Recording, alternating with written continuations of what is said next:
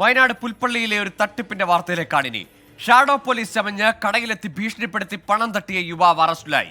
താനൂർ ഒസാൻ കടപ്പുറം ചെറിയമൊയ്തീൻ കാലത്ത് വീട്ടിൽ CM മുഹമ്മദ് റാഫിയെയാണ് ജില്ലാ ലഹരിവിരുദ്ധ സ്ക്വാഡും പുൽപ്പള്ളി പോലീസും ചേർന്ന് പിടികൂടിയത്.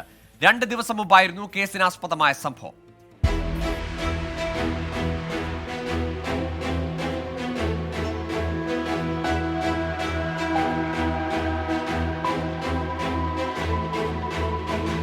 രണ്ട് ദിവസം മുമ്പ് മുഹമ്മദ് റാഫി പുൽപ്പള്ളി താഴയങ്ങാടിയിലെ ഒരു കടയിൽ കയറി.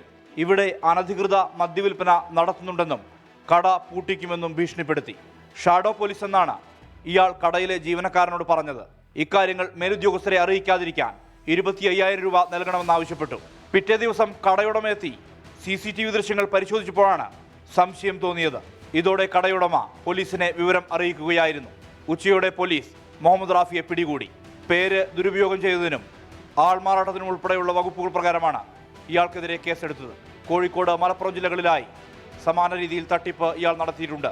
മുഹമ്മദ് റാഫിയെ കാപ്പ ചുമത്തി പോലീസ് മലപ്പുറത്തു നിന്നും നാടുകടത്തിയതാണ്.